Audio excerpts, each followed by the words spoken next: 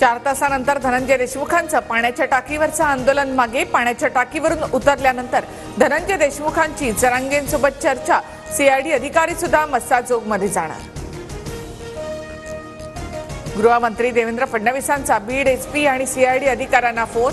सरपंच देशमुख हत्या प्रकरणी तपासाचा आढावा घेतला। कुणावरही दया माया दाखवू नका, दोषींवर कठोर कारवाई झालीच पाहिजे, फडणवीसांच्या सूचना। सर्व आरोपींना फाशीची शिक्षा द्या, माझ्या भावासाठी न्याय मागतोय, तपासावेळी आम्हाला विश्वासात घेतलं जात नाही, धनंजय देशमुखांचा आरोप।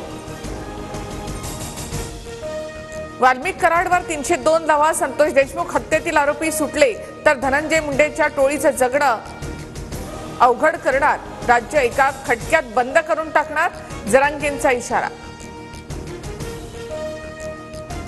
खंडणी प्रकरणातील मुख्य आरोपीला का मकोका लावत नाही, वाल्मिक कराडवर निशाणा साधत खासदार बजरंग सोनावणेंचा राज्य सरकारला सवाल। सोनावणेंचा तपास यंत्रणेवर संशय।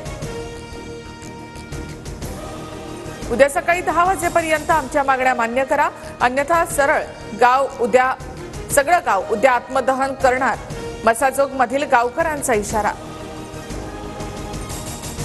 4 दिवसापासून आमचं कुटुंब तणावात, आमच्या कुटुंबाचा जीव गेल्यावर प्रशासनाचे डोळे उघडणार का, संतोष देशमुखांची मुलगी वैभवी देशमुख हिचा संतप्त सवाल।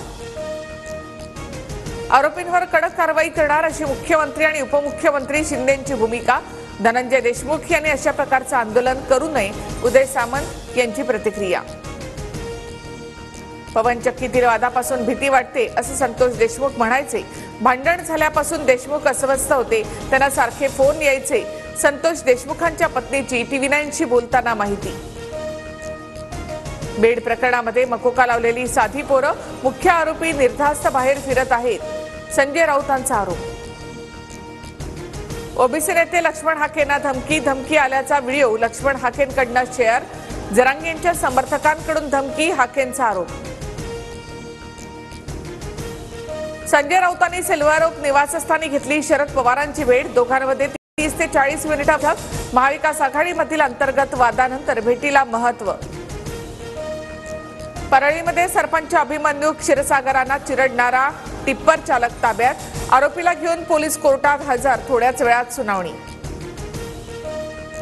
बीएमसीच्या रुग्णालयांमध्ये आजपासून औषध पुरवठा बंद, थकबाकी न मिळाल्यामुळे वितरकांचा निर्णय। 48 पुरवठादारांकडे 120 कोटींची थकबाकी असते।